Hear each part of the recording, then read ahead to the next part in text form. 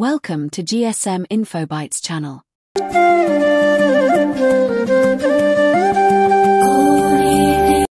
தமிழர்களின் அடையாளம், தமிழ் கட்டட கலையின் பெருமிதம், பிரமாண்டத்தின் வெற்றி, பேரரசன் ராஜராஜனின் தனிப்பெரும் சின்னம் என்று பல பெருமைகளை கொண்டது தஞ்சை பெருவுடையார் கோயில் என்ற தஞ்சை பெரிய கோவில்.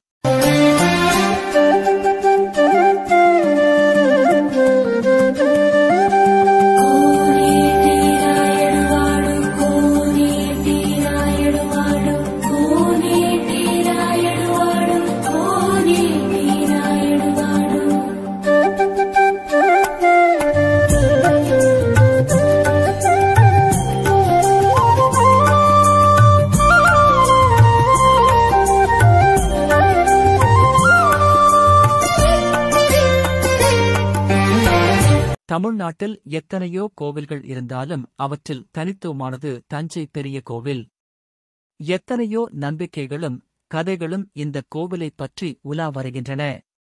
இந்த கோவிலின் சிறப்புகள் என்னென்ன?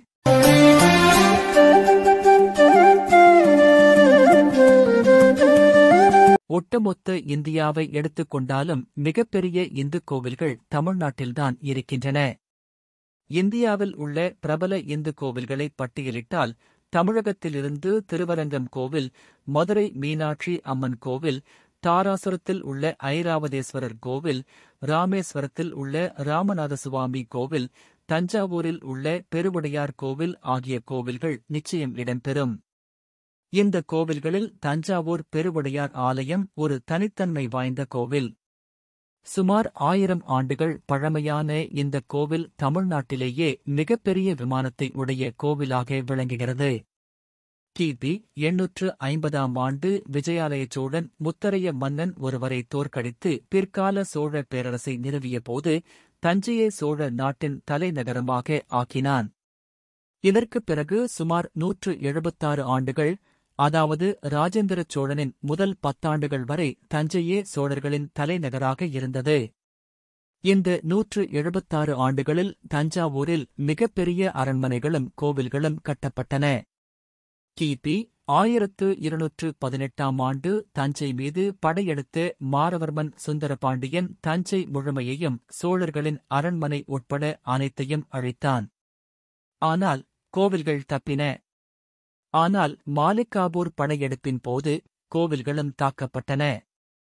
இருந்தபோதும் பெருவுடையார் கோவில் பெரும் சேதமின்றி தப்பியது.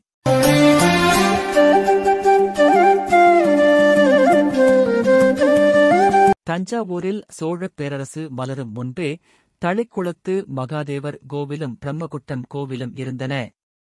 விஜயாலய சோழன் தலையெடுத்த போது நிசும்பசூதனி என்ற தேவிக்காக கோவில் ஒன்றை எழுப்பினான். ராஜராஜ சோழன் ஆட்சிக்கு வந்தபோது சோழநாடு வளமடைய ஆரம்பித்திருந்தது. பெரும் செல்வம் குவிய ஆரம்பித்தது. காஞ்சிபுரத்தில் ராஜசிம்ம பல்லவனால் கட்டப்பட்ட கைலாசநாதர் கோவில் ராஜராஜ சோழனை பெரிதும் கவர்ந்தது. அதன் விளைவாகவே தன் அசையில் ராஜராஜேச்சரம் எனும் பெருங்கோவில் எழுந்தது என தனது இராஜராஜேச்சரம் என்ற நூலில் குறிப்பிடுகிறார் குடவாயில் பாலசுப்பிரமணியன்.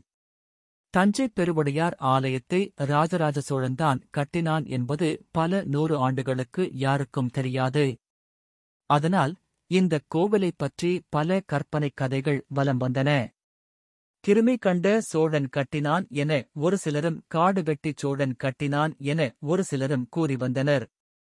1886ஆம் ஆண்டு இந்திய தொல்லியல் துறையில் கல்வெட்டியல் துறை துவங்கப்பட்டபோது ஜெர்மனியைச் சேர்ந்த யூஜின் ஜூலியஸ் தியோடர் ஹோல்ஸ் என்பவர் அந்த பிரிவின் தலைமை கல்வெட்டாய்வாளராக நியமிக்கப்பட்டார்.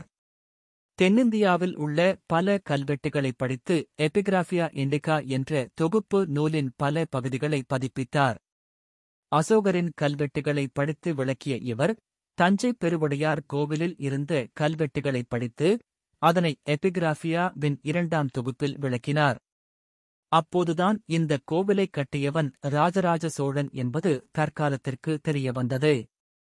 அதற்குப் பிறகு சென்னை மாகாணத்தில் தலைமை கல்வெட்டாய்வாளராக நியமிக்கப்பட்ட வலயத்தூர் வெங்கையா 1892ஆம் ஆண்டு பதிப்பித்த தென் இந்திய கல்வெட்டுகள் என்ற நூலை வெளியிட்டார். அதில் பெருவுடையார் கோவிலின் கல்வெட்டுகள் தெளிவாக விளக்கப்பட்டிருந்தன.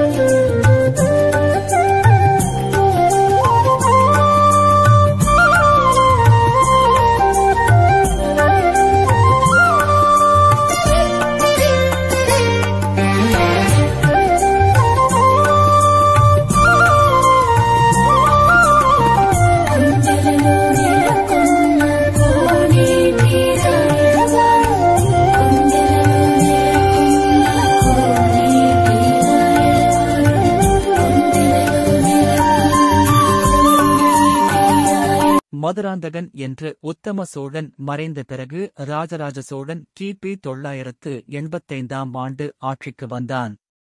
இதற்குப் பிறகு தஞ்சையில் அமைதி நிலவ ஆரம்பித்த போது தஞ்சை பெரிய கோவிலைக் கட்ட ஆரம்பித்தான் ராஜராஜன். இந்த கோவிலின் தலைமை கட்டடக் கலைஞனாக வீரசோழன் குஞ்சரமல்லனான ராஜராஜ பெருந்தச்சன் நியமிக்கப்பட்டான். நித்த வினோத பெருந்தச்சன், இலத்தி சடையனான கண்டராதித்து பெருந்தச்சன் ஆகியோர் 2ஆம் நிலை கட்டடக் கலைஞர்களாக நியமிக்கப்பட்டனர். தஞ்சை பகுதி மலைகளே இல்லாத சமவெளிப் பகுதி. ஆகவே இந்த கோவிலுக்கான கற்களை எங்கிருந்து கொண்டுவரப்பட்டன என்பது அடுத்த கேள்வி. புதுக்கோட்டை மாவட்டத்தில் உள்ள குன்னாண்டார் கோவில் பகுதியில் இருந்த குன்றுகளின் கருங்கற்களையே இங்கு பயன்படுத்தியிருக்க வேண்டும். தஞ்சாவூருக்கு தெற்கு தென் மேற்கு திசைகள் தவிர அனைத்து திசைகளும் கால்வாய்களால் சூழப்பட்டுள்ளன. அந்த திசைகளின் வழியாக கனமான பெரிய கற்பாறைகளைக் கொணர்தல் கடினமானது. மேலும் தஞ்சைக்கு மிக அருகில் கற்பாறைகள் கிடைக்குமிடம் இந்த பகுதிதான். தவிர தஞ்சை கோவிலில் பயன்படுத்தப்பட்ட கருங்கற்பாறைகள் எந்த வகையைச் சேர்ந்தனவோ அந்த வகைப்பாறைகள் உள்ள நிலப்பகுதி குன்னாண்டார் கோவில் பகுதி என்கிறார் குணவாயில் பாலசுப்பிரமணியன். இந்த இடம் தஞ்சாவூரில் இருந்து சுமார் 75 கிலோமீட்டர் தூரத்தில் உள்ளது.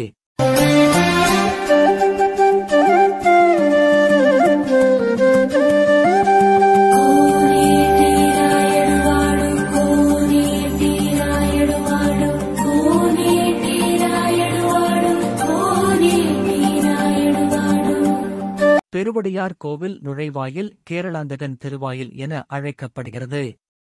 இந்த நுழைவாயில் மீது 5 நிலைகளுடன் கோபுரம் ஒன்று உள்ளது.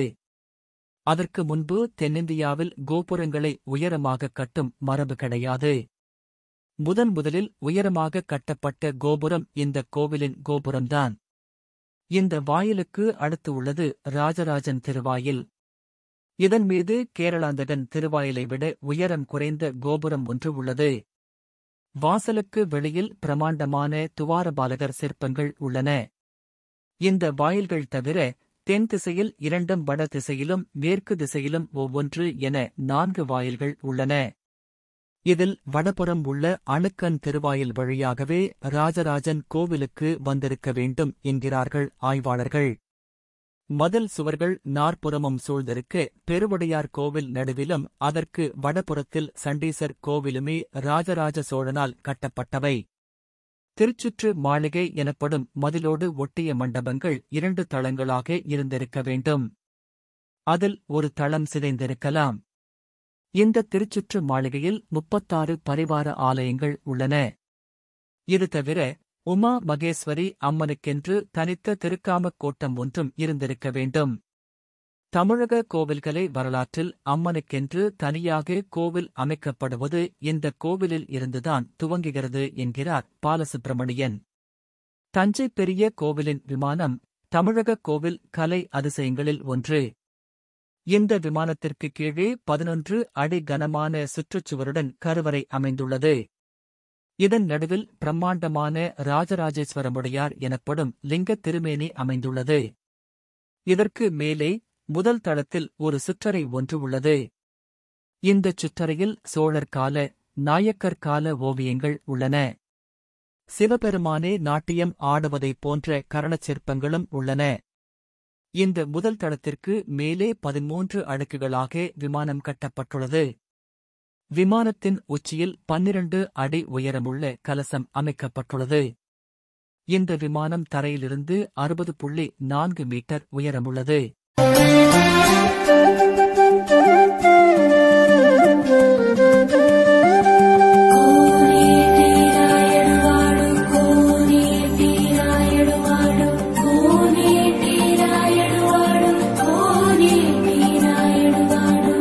தஞ்சை பெரிய கோவிலைப் பற்றிச் சொல்லப்படும் கதைகளில் முக்கியமான கதை, கோவில் விமானத்தின் மேல் உள்ள கல் 80 டன் எடையைக் கொண்டது என்றும் இதனை அழகி என்ற கிழவி பரிசாகக் கொடுத்தாள் என்றும் கூறப்படுகிறது. ஆனால் இந்தக் கூற்றை முற்றிலும் மறுக்கிறார் பாலசுப்பிரமணியன். ஸ்தூபி வரை மேலே சென்று ஆராய்ந்தபோது இக்கட்டுமானம் முழுவதும் பல துண்டுக் கற்களால் ஆனது என்பது உறுதியாய் தெரிந்தது என்கிறது இராஜராஜேஸ்வரம் நூல். 216 அடி உடைய விமானத்தைப் பொறுத்தவரை அவை எப்படி கட்டப்பட்டன என்பதற்கு கல்வெட்டுச் சான்றுகள் கிடையாது. சாரப்பள்ளம் என்ற ஊரில் இருந்து சாரம் அமைத்து உச்சியில் உள்ள கல்லை ஏற்றினர் என்று பல 100 ஆண்டுகளாக சொல்லப்பட்டு வந்தாலும் அது கதை என்கிறார் பாலசுப்பிரமணியன். மாறாக எகிப்து நாட்டில் பிரமிடுகளை கட்டப் பயன்படுத்திய சுருள் சாய்வு தளம் பயன்படுத்தப்பட்டிருக்கலாம் என்கிறார் அவர். கோவில் கட்டப்பட்ட பிறகு இந்த சாய்வுதளம் அகற்றப்பட்டிருக்கலாம். அதேபோல இந்த கோவிலைப் பற்றி கூறப்படும் இன்னொரு கதை, இந்த கோவிலின் விமானத்தின் நிழல் தரையில் விழாது அல்லது கலசத்தின் நிழல் தரையில் விழாது என்று கூறுவது. ஆனால் ஒரு சாதாரண தினத்தில் சென்றாலே விமானத்தில் எல்லா பகுதியின் நிழலும் தரையில் விழுவதை பார்க்க முடியும். அதேபோல பெருவுடையார் முன்பு உள்ள நந்தி தினமும் வளர்ந்து வந்ததாகவும் அதன் தலையில் ஆணி ஒன்றை அடித்து வளர்ச்சியை கட்டுப்படுத்தியதாகவும் கூறுவார்கள். ஆனால் இந்த நந்தியே பிற்கால மன்னர்களால் அங்கு வைக்கப்பட்டது. ராஜராஜன் காலத்தில் உருவாக்கப்பட்ட நந்தி தற்போது திருச்சுற்று மாளிகையில் உள்ளது.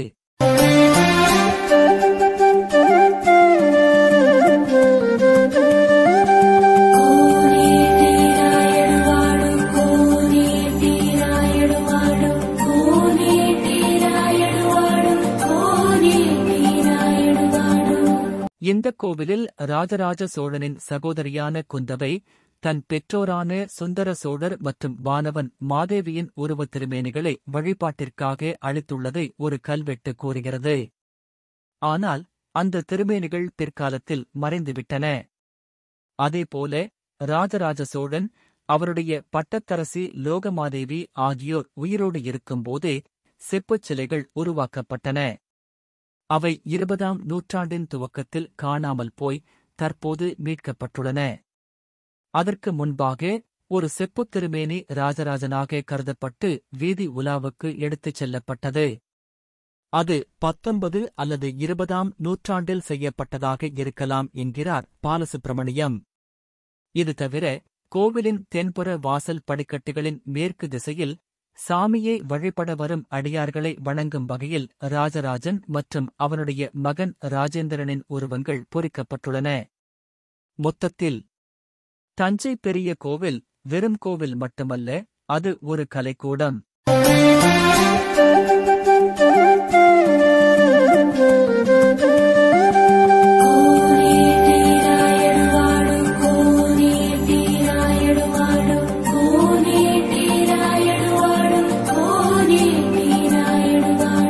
Please subscribe to GSM Infobytes channel.